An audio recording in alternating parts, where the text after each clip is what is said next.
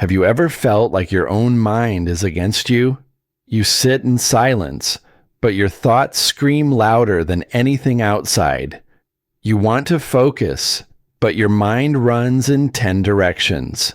You want to sleep, but your brain plays a movie of worries and fears.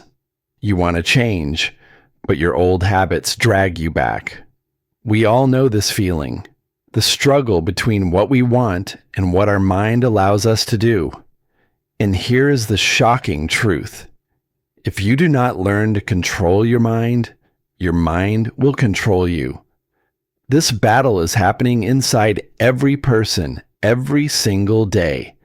Think of your mind as the most powerful tool you own. It can build your life, or it can break it. It can push you forward, or it can keep you stuck in the same place. But the problem is, nobody gives us an instruction manual for the mind. We go through school learning about math, science, and history, but nobody teaches us how to manage our thoughts, emotions, and focus. That is why so many people feel lost in life, not because they lack intelligence or strength, but because they lack control over the very machine that drives everything they do. Today, in this video, we're going to go deep. We will not just scratch the surface. We will explore the mind like a map, understanding why it behaves the way it does, why it resists control, and how you can slowly but surely bring it under your command. By the end, you will not only see the mind differently, you will know how to train it, discipline it, and use it to build the life you dream of. Section 1. Understanding the nature of the mind. The first step in controlling the mind is to understand what it actually is. Most people believe the mind is simply thoughts, but the truth is far more complex. The human mind has layers. At the surface, we have the conscious mind, which is the part we use for active decision-making. When you decide to drink water, solve a math problem, or choose what to wear, it is the conscious mind at work. Beneath that lies the subconscious mind, which is far more powerful and influential. This is the storehouse of your habits, emotions, fears, and patterns that run automatically without you realizing it. You don't think consciously about brushing your teeth or tying your shoes. Your subconscious handles it. Even deeper lies the unconscious mind, the ancient part that governs instincts and survival responses. The conflict arises because these parts of the mind are not always in harmony. Your conscious mind may say, "I want to wake up at 5 a.m. to exercise," but your subconscious, filled with the memory of comfort and laziness, pulls you back into bed. Your conscious mind may say, "I want to stay calm," but your subconscious reacts instantly with anger because of past conditioning. This is why control feels so difficult, because you are not dealing with one mind, but multiple layers working at different speeds. The mind, in its natural state, is restless. Just as water keeps flowing, thoughts keep moving. You cannot stop them completely, and you should not even try. The goal is not to freeze the river, but to direct its flow. When you understand that thoughts are natural, you stop fighting them blindly. Instead, you learn to guide them, just as a sailor uses the wind. Section 2. Why the mind resists control. Now, why is the mind so hard to control? There are 3 main reasons. The first is evolution. Our brain was designed not for happiness, but for survival. For thousands of years, humans had to be alert for danger, wild animals, enemies, natural threats. That is why our mind pays more attention to fear and negativity than to peace and joy. It is wired to scan for problems, to imagine worst-case scenarios, to overthink, because long ago, That helped our ancestors survive. Unfortunately, in the modern world, this same wiring creates unnecessary anxiety and distraction. The second reason is the environment we live in today. Never in history has the human brain been bombarded with so much information. Social media, constant notifications, endless entertainment. Your mind is overstimulated every minute. It is like a computer with 100 tabs open, running out of memory. In such a state, focus becomes difficult and control feels impossible. The truth is not that your mind is weak. It is exhausted from constant stimulation. The third reason is lack of training. Nobody teaches us how to manage our mind. We grow up learning facts, but not learning how to think. We are taught how to solve equations, but not how to solve inner chaos. The mind, like a muscle, becomes weak and uncontrollable if it is never trained. Just as physical fitness requires exercise, mental fitness requires discipline. If we neglect this, the mind takes control and runs wherever it wants. Section 3. Awareness, the first key. The very first step to mastering the mind is awareness.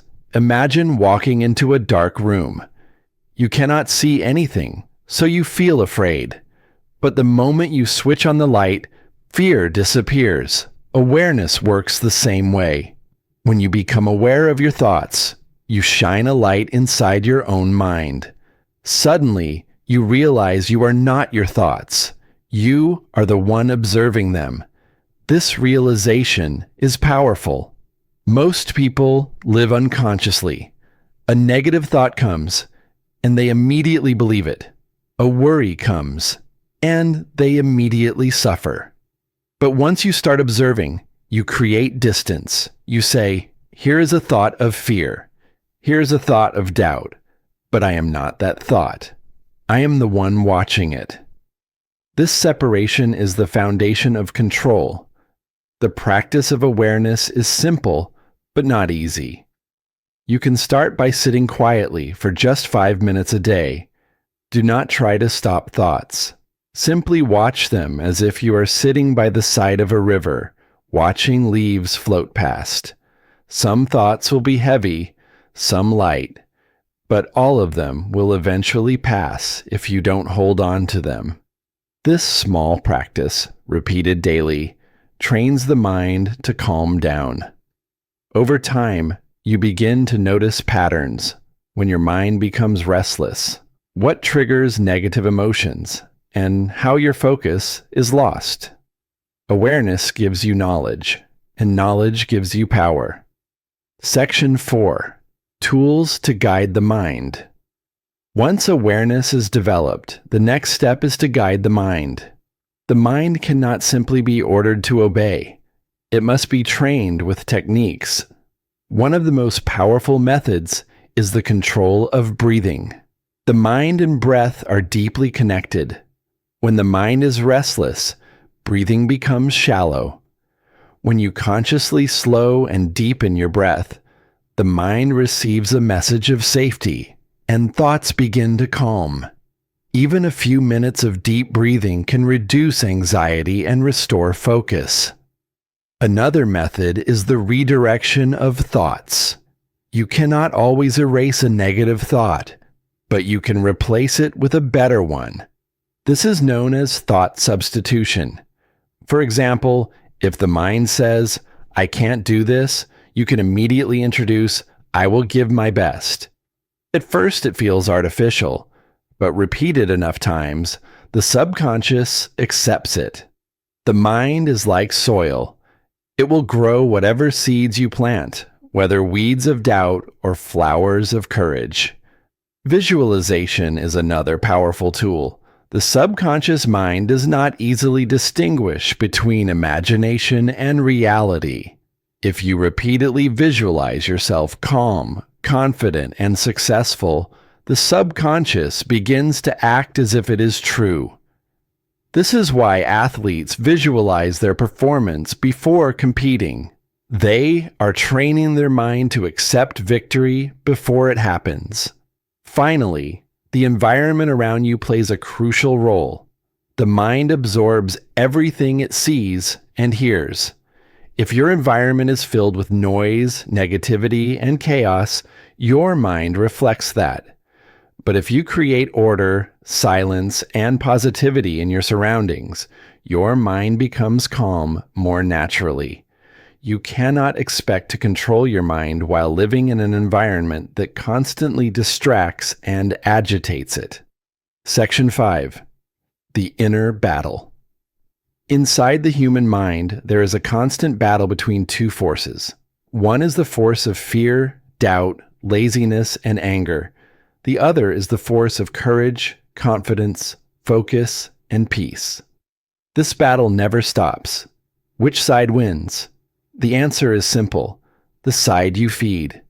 If you feed your mind with gossip, comparison, endless scrolling, and constant negativity, you are feeding the weaker side, and it will dominate. But if you feed your mind with knowledge, inspiring stories, meditation, and uplifting content, you are feeding the stronger side. Over time, whichever side you feed becomes your reality. This is why discipline in what you consume is as important as discipline in what you do. The books you read, the shows you watch, the conversations you engage in, all of them are food for your mind. Section 6.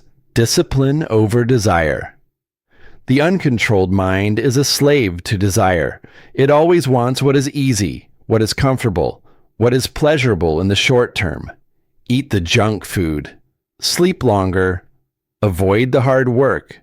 But if you follow every desire, you become weak. The controlled mind learns to choose discipline over temporary pleasure. This is not about punishment. It is about freedom. A person who always follows desire is not free. They are controlled by impulses. But a person who can say, "I feel like doing this, but I will choose something better," is truly free. Ancient philosophers knew this truth. The Stoics taught that the man who conquers himself is greater than he who conquers an empire. Real strength is not measured by how much power you have over others, but by how much power you have over your own thoughts and actions. Discipline can be trained slowly. Begin with small acts of control. Wake up when you said you would. Finish one task without checking your phone. Resist one unnecessary craving. Each small victory trains the mind like a soldier, and with time, discipline becomes your natural state. Section 7. The state of mastery. When you practice awareness, apply discipline, and consistently guide your mind, you reach a higher state, mastery. In this state, the mind becomes your servant, not your master. You can focus at will, sleep peacefully, and remain calm even in chaos. Life's problems do not disappear, but your response to them changes completely. Instead of reacting blindly, you respond wisely. Instead of being pulled by emotions, you choose direction. This state is not reserved for monks or saints. Any person with practice and patience can reach it. Mastery of the mind is the foundation of success in every area of life. Whether in studies, career, relationships, or health, everything begins in the mind. If you can control your thoughts, you can control your actions. If you can control your actions, you can control your destiny. Section 8. Final wisdom. So what have we learned? The mind is powerful, but restless.